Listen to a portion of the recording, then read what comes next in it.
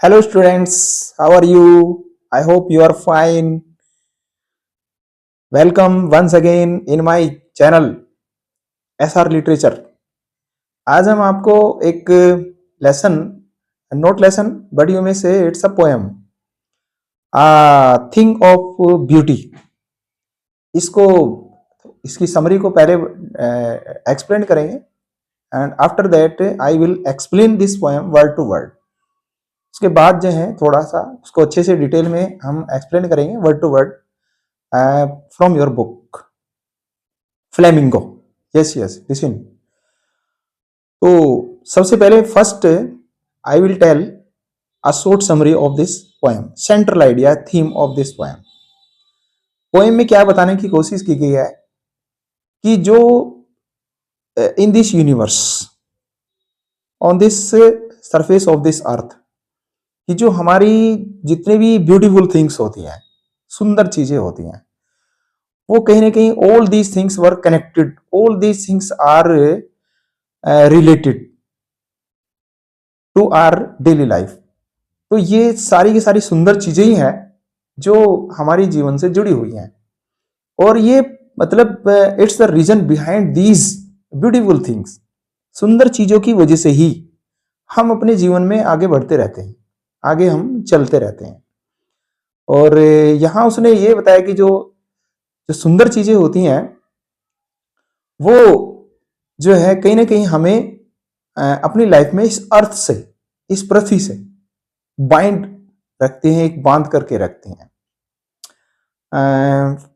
First पहले I would like to tell something about this poet.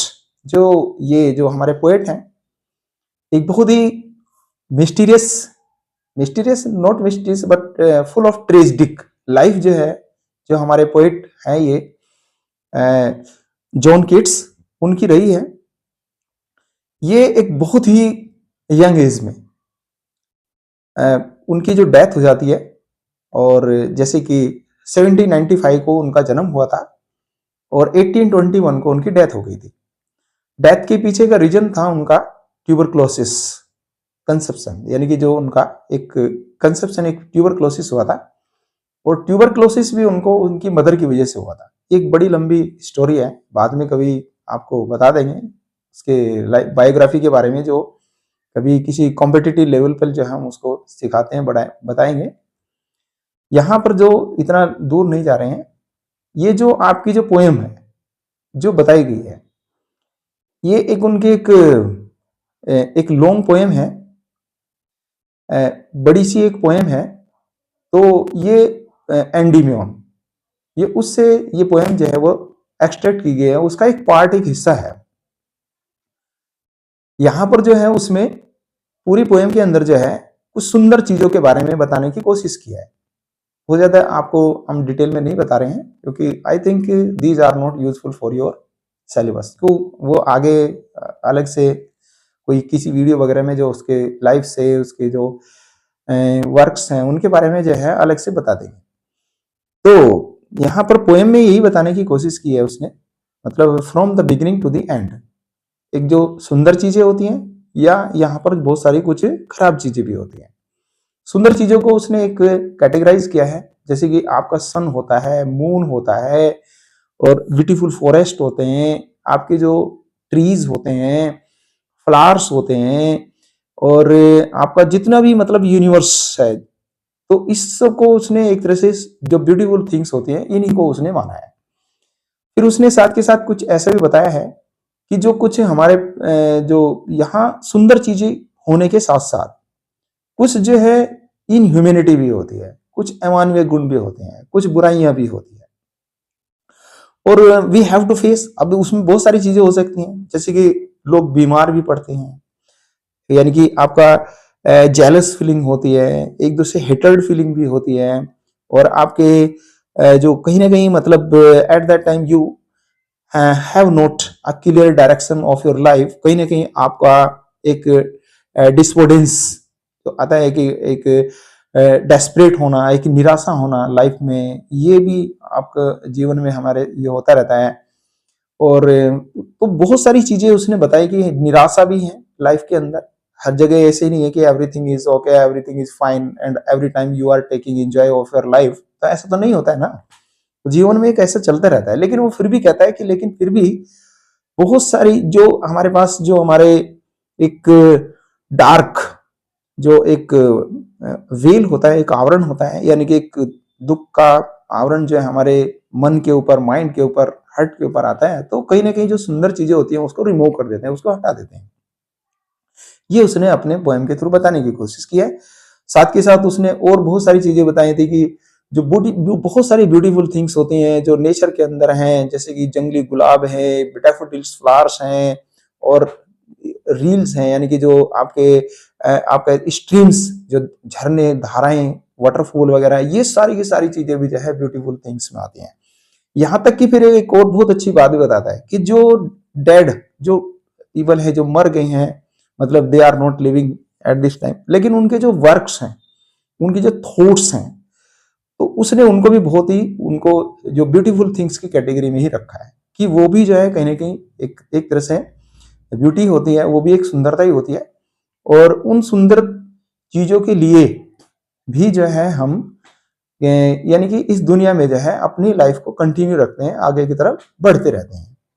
तो ये आपका एक शॉर्ट ब्रीफिकेशन था, और आगे में आपको कंटिन्यू आगे इसको बताते हैं, देखते हैं कैसे।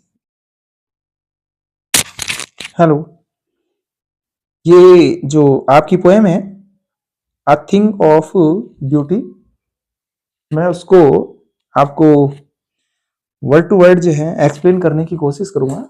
आप देखना यहाँ पर, जैसे ये है a thing of beauty, the poem is composed bye, यानी कि John Keats.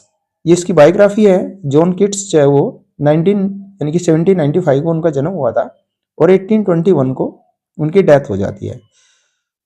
It means near about only 25-26 years old, इतनी ही उम्र में। और ये बहुत अच्छे एक रोमांटिक पोइट हुए हैं अपनी लाइफ में। और आप if you will get a chance in higher class, you will study a lot of poems of this poet, एक ग्रेट पोएट कह सकते हैं। एंड मेरा ये एक तरह से बहुत अच्छा फेवरेट पोएट है।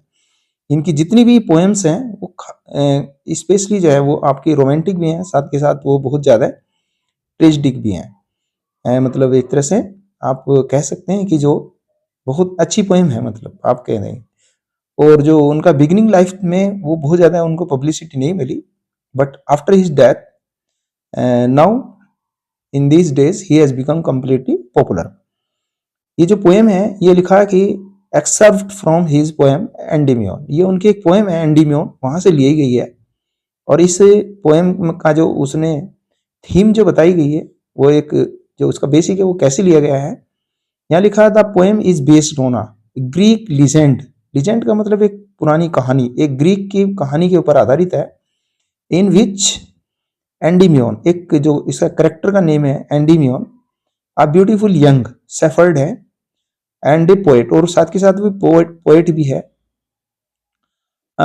हु लिव्ड ऑन माउंट, यानी कि लिटिमस, यानी कि जो एक माउंट का पर्वत का नाम है, वहां पर रहता है वो। हैड अ विजन, उसे एक ऐसा विजन का मतलब दृश्य, सपना ऐसा आया सिंथिया का। सिंथिया यानी कि here is a goddesses of moon, चंद्रमा की देवी को बोला गया है, बहुत ही सुंदर। द मून गॉडेसेस यहाँ पे लिखा भी है।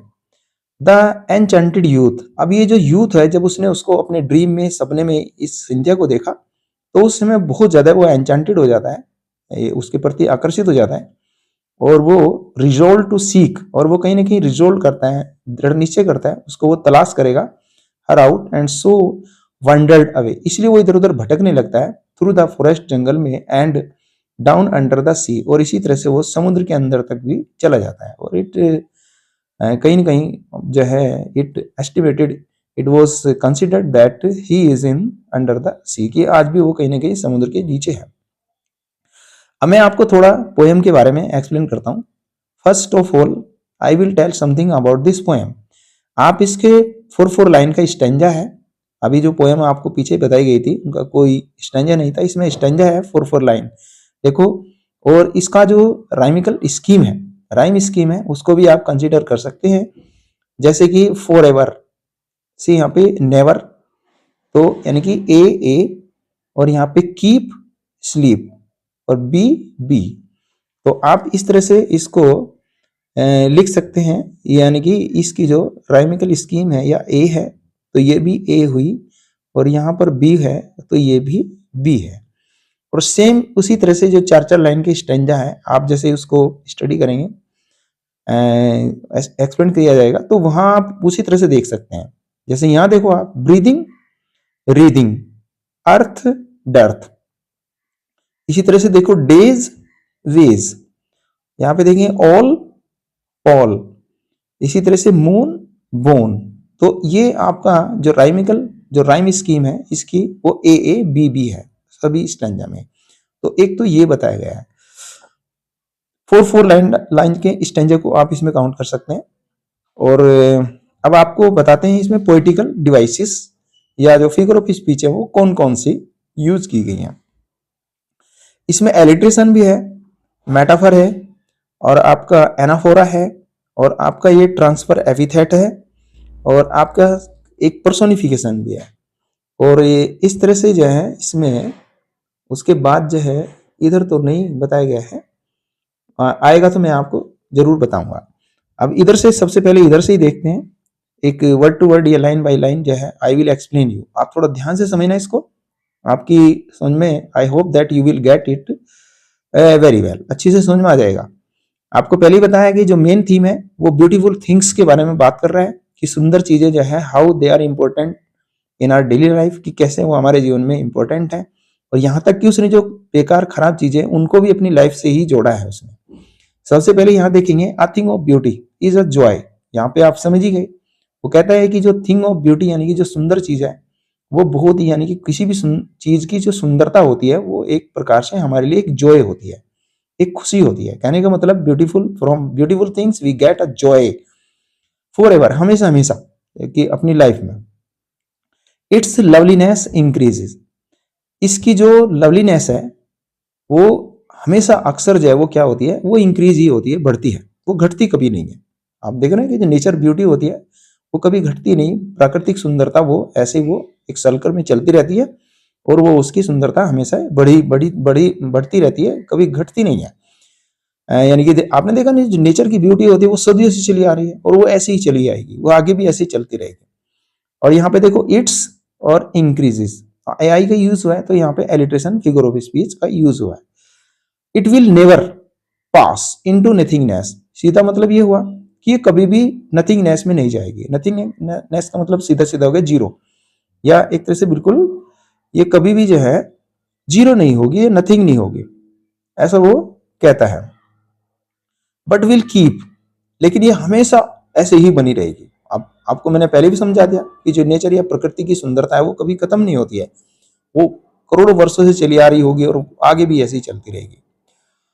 आगे लिखा है इसने, अ बावर क्वाइट फॉर अस, यानी कि जो सुंदर चीजें होती हैं वो बिल्कुल जस्ट लाइक अ बावर होती है। बावर का मतलब होता है ग्रुप ऑफ ट्रीज, पेड़ों का झुंड। तो ये एक पेड़ों के झुंड की तरह होती है, और जो पेड़ों का जो झुंड होता है वो क्या करता है हमारे, यानी कि इट प्रोवाइड अस शैडो, वो हमें छाया देता है। तो ये जो नेचर, जो आपकी ब्यूटीफुल थिंग्स होती है वो एक तरह से बिल्कुल वैसे ही होता है जैसे कि बावर एक पेड़ों का झुंड होता है।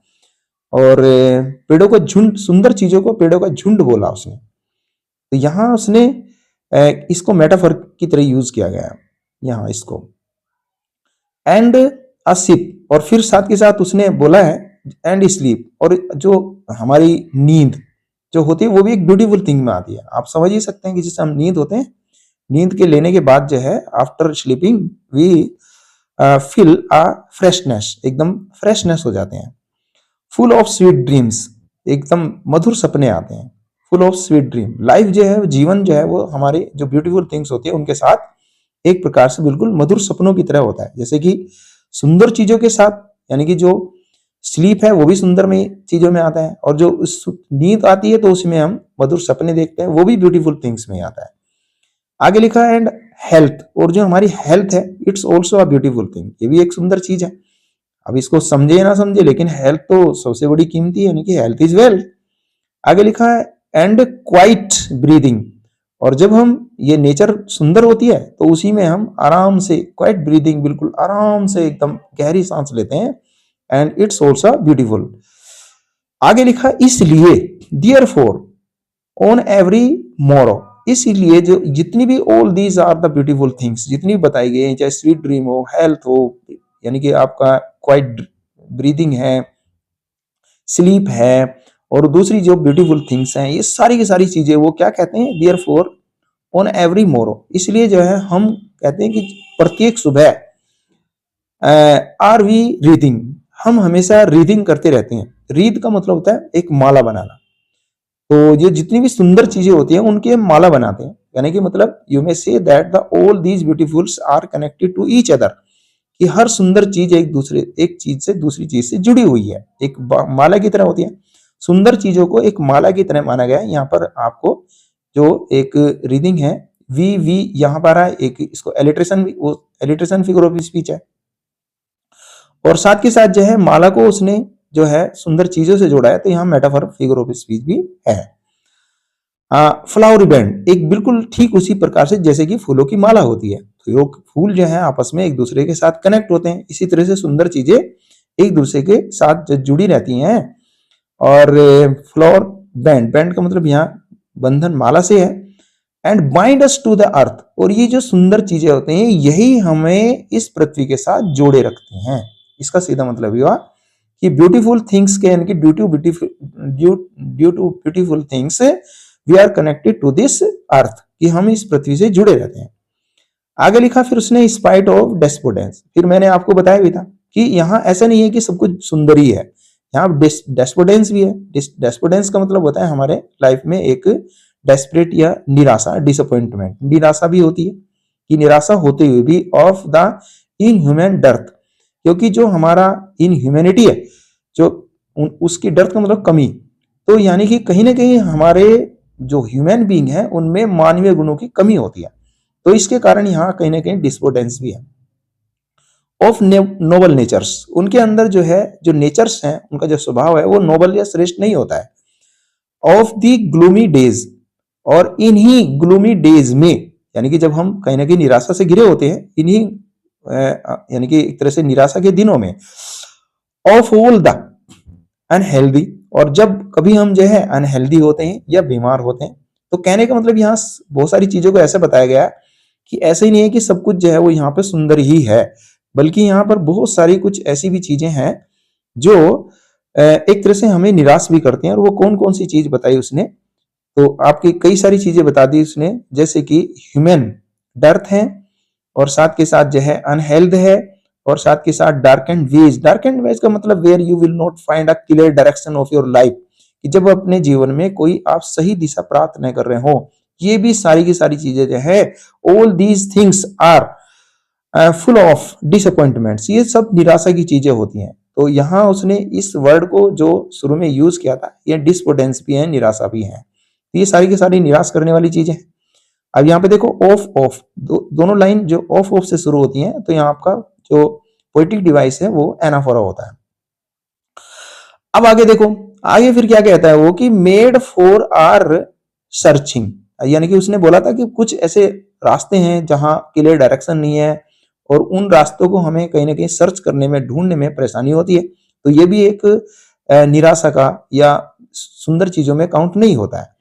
यस, फिर वो कहता है कि हाँ, इन स्पाइट ऑफ ऑल, इन सब के होते हुए भी, जो आपको मैंने ऊपर बताई है कि ये सब चीजें होते हुए भी, सम सेफ ऑफ ब्यूटी, यहां पर कुछ सुंदर चीजें भी हैं। सेफ का मतलब आकार रूप की सुंदर चीजों का, जो यानी कि सम सेफ यहाँ पे एलिट्रेशन फिगर ऑफ स्पीच है, और कि कुछ जो ब्यूटी या सुंदर चीजें हैं, सेफ हैं, आकृति हैं, रूप हैं जो सुंदर चीजों के, तो मूव्स अवे द पाल, तो ये सुंदर चीजें हटा देती हैं। पाल का मतलब आवरण। फ्रॉम आर डार्क स्पिरिट्स, हमारी डार्क स्पिरिट से, हमारी जो निराशा से भरी हुई जो आत्माएं हैं, तो उससे जो सुंदर चीजें हैं, उस वो निराशा के आवरण को हटा देती हैं, दूर कर देती हैं। मतलब सुंदर चीजों को देखकर जो हमारे मन के ऊपर कोई दुख, विषाद या डिसअपॉइंटमेंट, निराशा जो आती है, तो वो क्या हो जाती है, वो हट जाती है, दूर हो जाती है। कहने का मतलब सुंदर चीजें हमारी आत्मा के ऊपर, हमारे मन के ऊपर या माइंड के ऊपर जो निराशा होती है वो दूर कर देती है, हटा देती है। तो यहाँ जो है, जैसे डार्क स्पिरिट्स का मतलब निराशा से भरी हुई आत्माएं। तो इसका मतलब आत्माएं किसको इंडिकेट कर रही हैं? ये ह्यूमन बीइंग को कर रही हैं, ये मानव को कर रही हैं। तो यहाँ पर ट्रांसफर एपिथेट बहुत इंपॉर्टेंट है। ट्रांसफर एपिथेट जो है ये आपका पोएटिक डिवाइस है, फिगर ऑफ स्पीच है। तो ये आपके मन से जो है, जो